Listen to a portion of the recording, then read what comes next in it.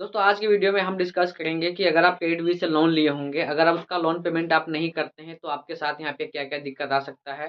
दोस्तों मेरे पास एक कमेंट आया हुआ था, उसी पे मैं आपको ये वीडियो बना रहा हूँ, क्योंकि आप लोगों का कहना था कि क्रेडिट बी से अगर लोन हम लेते हैं, अगर रीपेमेंट नहीं करते हैं, तो हमारे साथ क्या-क्या दिक्कत आ सकता है, क्या होगा? तो दोस्तों आपको हम इस वीडियो में पूरा फुल प्रोसेस बताने वाले हैं। अगर आप वीडियो को स्किप करना चाहते हैं तो फिर अभी यहाँ पे स्किप कर दीजिए। नहीं तो इस वीडियो को पूरा देखिएगा, क्योंकि पूरा नहीं देखेंगे तो वीडियो देखने का कोई फ़ायदा आपको नहीं रहेगा। तो मैं यहाँ पे केडबी का लोन लिया था और दोस्तों मेरे साथ यहाँ पे क्या हुआ था, उसने झूठ बोल करके यहाँ पे हमें लोन दिया था। मेरे को नहीं, मेरा छोटा भाई है, उसने यहाँ पे लोन ले लिया था और केडबी से एक फ़ोन आया हुआ था कि अगर आप लोन लेते हैं तो आपको 2% का कैशबैक दिया जाएगा, अगर आप इससे पैसा को निकालते हैं, निकासी करते हैं तो। लेकिन यहाँ पे तो कुछ उल्टा हुआ, 2 से 2.5% यहाँ पे पैसा कैशबैक मिलने के बजाय यहाँ से पैसा कट गया। दोस्तों ये जो जितने भी एजेंट लोग होते हैं कॉल सेंटर पे, उन लोगों के पास प्रेशर होता है कि आप यहाँ पे किसी को लोन दिलवाओ, आप किसी भी तरीके से दिलवाओ, लेकिन वो लोग यहाँ पे झूठ बोल कर के लोन तो पास करवा दिए, उसका तो जॉब बच गया। लेकिन यहाँ पे मेरे को यहाँ पे नुकसान हो गया 350 से 400 के आसपास का। लगभग वहाँ 5 लाख के आसपास में पेमेंट मिला हुआ था क्रेडिट बी पे, और अकाउंट पे ट्रांसफर उसने किया, यानी मेरे छोटे वाला भाई ने। तो लगभग 350 से 400 के आसपास में कम रुपया यहाँ से डिडक्शन होकर के अकाउंट पे आया। तो दोस्तों इसी चीज़ के लिए हम लोगों ने यहाँ पे रीपेमेंट नहीं किया। पहला जो पेमेंट यानी 2 किस्त था, तो 2 किस्त में से एक पेमेंट जो पहला आता है, तो हम लोगों ने कस्टमर केयर के पास कॉल किया। तो उसका कहना था कि कोई दिक्कत नहीं है, अगर ऐसा एजेंट किया गया है कि हमारे पास कॉल रिकॉर्डिंग रहता है, तो हम उस पे कार्रवाई करेंगे, लेकिन पेमेंट आपको करना होगा। आप ऐसा कीजिए, जो पहला किस्त है वो पहला किस्त आप यहाँ पे डाल दीजिए, और दूसरा किस्त जो आपको होगा उसमें आपको छूट दे दिया जाएगा, उसके लिए हम आगे बात करेंगे। तो उनके बात को मैं एग्री करते हुए पहला किस्त हमने यहाँ पे भर दिया, और दूसरा किस्त की बात आया तो हमने यहाँ पे नहीं किया। तो दोस्तों दूसरा किस्त जो हम लोगों ने नहीं किया है, तो उसके बाद यहाँ पे बार-बार कस्टमर केयर का फ़ोन आने लगा है। अगर आप लोग भी रीपेमेंट नहीं करते हैं, तो सबसे पहला नंबर होगा क्या, आपके पास कस्टमर केयर का कॉल आएगा, और एक बार नहीं लगभग 10 बार भी कॉल आएगा। और दोस्तों उसके बाद भी आप नहीं करते हैं तो आपके पास एक लीगल नोटिस आएगा, जो कि मेरे पास भी लीगल नोटिस आया था।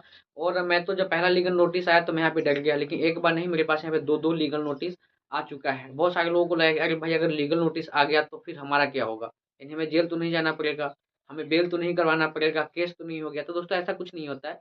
लीगल नोटिस में वो लीगल ही रहता है। लीगल नोटिस में आपके पास आएगा कि अगर आप पेमेंट नहीं करते हैं तो आपसे कुछ, यानी ज़बरदस्ती तो नहीं, लेकिन फ़ाइन लगाया जाएगा। दोस्तों फ़ाइन तो आपको ऐसे भी देना पड़ेगा, अगर आप लेट करते हैं तो लेट फ़ाइन के रूप में आपको देना पड़ेगा। लेकिन मेरे साथ हुआ क्या था, मैं लेट फ़ाइन यहाँ पे माफ़ करवा लिया था, और मैं लेट फ़ाइन 1 भी रुपया नहीं दिया हुआ था। अगर आप लोगों के साथ ऐसे होता है, तो उधर से ये क्रेडिट बी के कस्टमर केयर का फ़ोन आएगा, तो आप लोगों को करना क्या है, उसे अटेंड करना है।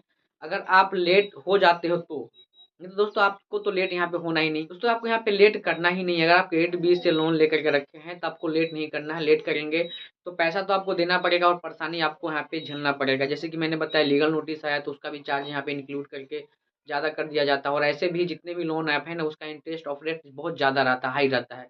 तो सबसे पहला नंबर की जो भी आपका टाइम है, उस टाइम पे आपको यहाँ पे पेमेंट कर देना है, चाहे किसी भी एप्लीकेशन से आप लोन लेकर के रखे हो। इसका नुकसान क्या-क्या हो सकता है? पहला तो लीगल नोटिस आएगा, और उसका भी चार्ज आपको पे करना पड़ जाएगा। और दूसरी बात कि दोस्तों सबसे मेन इम्पोर्टेंट होता है कि आपका जो सिबिल स्कोर है, वो यहाँ पे बर्बाद कर दिया जाएगा किसी भी लोन एप्लीकेशन की तरफ से। आप कोई भी लोन लेते हैं, चाहे आपका क्रेडिट कार्ड का लोन हो गया, चाहे आपका एप्लीकेशन का लोन हो गया, कोई भी लोन अगर आप लेते हैं, चाहे आप ₹2 लोन लीजिए, ₹100 लीजिए या फिर 5 लाख लीजिए, तो दोस्तों अब यहाँ पे जो है सिविल स्कोर पे इफ़ेक्ट पड़ता है। जितने भी लोन आपका रहेगा ना, जैसे आप अपना मोबाइल नंबर डालेंगे सिविल स्कोर चेक करने के लिए, तो उसमें आपको दिखा देगा कि आपने इसका रीपेमेंट नहीं किया है, या फिर इतना आपको अमाउंट बचा हुआ है, कितना दिन आप लेट पेमेंट करेंगे, और कौन-कौन सी कंपनी से आप लोन लेकर के रखे हैं, वो भी चीज़ आपको यहाँ पे देखने को मिल जाएगा, अगर आप यहाँ पे चेक करेंगे तो। तो दोस्तों सबसे पहला नंबर कि आप किसी भी चीज़ से लेते हैं तो उसका पेमेंट आप टाइमली कीजिए, टाइमली करेंगे तो आपका सिविल स्कोर सही रहेगा, और ज़रूरत ना पड़े तो आप लोग लोन यहाँ पे मत लीजिए, क्योंकि लोन काफ़ी ज़्यादा खतरनाक होता है। अगर एक लोन भी, यानी कि मैं अपना बता दूँ, मैं यहाँ पे एसबीआई से क्रेडिट कार्ड के थ्रू मैंने पैसा विथड्रॉ किया था, और मेरा 3 दिन लेट हो गया था। विश्वास नहीं करेंगे दोस्तों, एक बार में 81 पॉइंट, मेरा 781 सिविल था, यहाँ पे 700 बुलाकर पटक दिया, बस 3 दिन, वो कितना 700 का यहाँ पे लेट पेमेंट हुआ था बस। अगर आप यहाँ पे पेमेंट को अगर सही टाइम पे करेंगे तो आपका सिविल स्कोर उतना अच्छे से इंक्रीज नहीं होगा। लेकिन अगर आप एक पेमेंट अगर आप डाउन कर देते हैं, यानी कि आप लेट से पे करते हैं या फिर पे नहीं करते हैं, तो आपका सिविल स्कोर माने कि 0 से 0 पे आ जाएगा। तो दोस्तों ये चीज़ आपको यहाँ पे ध्यान रखना है। नुकसान हमारा सबसे ज़्यादा अगर होगा तो सिविल स्कोर का होगा, और बहुत सारे लोगों का कहना है कि नहीं, सिविल स्कोर से हमें मतलब ही नहीं है। तो दोस्तों अगर आप एक जवान व्यक्ति हैं, यानी कि अगर आपका उम्र अगर 20, 25, 30 है, तो आपको यहाँ पे 2000 4000 रुपये को देखना नहीं है, आपको यहाँ पे पेमेंट कर देना है। और बात रह गया यहाँ पे जेल-उल जाने का, तो ऐसा कुछ भी नहीं है, जेल तो नहीं जाना पड़ेगा। लेकिन हाँ, आपका सिविल स्कोर इतना बर्बाद कर दिया जाएगा कि अगर आप किसी भी लोन लेने के लिए जाएँगे, चाहे आप बैंक में जाएँगे, चाहे आप एप्लीकेशन पे जाएँगे, तो आपको कहीं से भी ₹1 का फूटी-कौड़ी भी लोन नहीं मिलेगा। तो सबसे बड़ा नुकसान हमारा यही होता है। लीगल नोटिस आएगा तो लीगल नोटिस वो बार-बार भेजेंगे, कोई दिक्कत नहीं है।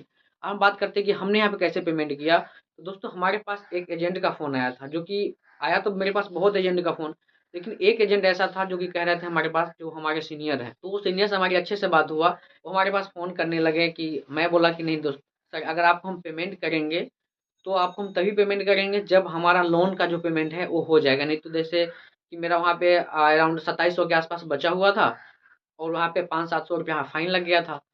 तो 500-700 रुपये हम बोले कि नहीं, अगर हम मानते हैं कि 2700 रुपये आपको हम पे कर दें और फिर से हमारा इस पे रह ही जाए, तो फिर हम क्या करेंगे? तो हमने उनका विश्वास जीता और उसके बाद उनसे मैंने पूरे 32-3300 का पेमेंट करवाया। जो मेरा मूलधन था 2700 प्लस में 500-600 यहाँ पे ब्याज था। सारा पेमेंट करवाने के बाद हमने उनका कॉल रिसीव करना बंद कर दिया, जो कि ये गलत है। लेकिन भाई मेरे साथ भी तो गलत हुआ था। मैं तो पैसा वहाँ पे दे दूँगा, लेकिन जो मेरा क्रेडिट और सिबिल स्कोर जो खराब हुआ उसका क्या होगा? तो मैं इस तरीके से अपना मतलब कि मैनेज कर लिया था। आप लोग भी कर सकते हो अगर ऐसा होता है तो। लेकिन मैं उम्मीद करता हूँ कि आपको इस वीडियो में पता चल गया होगा कि अगर आप किसी भी, चाहे क्रेडिट का हो गया, एम पॉकेट का हो गया, किसी भी अगर आप लोन ले रखे होंगे, कोई भी लोन, तो आपको उसको टाइमली पेमेंट करना है। जेल उल जाने की ज़रूरत नहीं पड़ेगा, इतना तो कन्फर्म है। मैं उम्मीद करता हूँ कि आपको ये बात समझ में आ गया होगा कि लोन और हमारा सिविल कितना इम्पोर्टेंट है। तो दोस्तों अपना सिविल बचाए रखने के लिए लोन को रीपेमेंट टाइम से कीजिए, लेट मत कीजिए। लेट भी करेंगे तभी दिक्कत हो जाएगा। मैं उम्मीद करता हूँ कि आपको सारे के सारे बातें समझ में आ चुका होगा और मैं अच्छे से समझा चुका हूँ। तो दोस्तों वीडियो पसंद आया तो लाइक कीजिए, चैनल को सब्सक्राइब जल्दी से करें।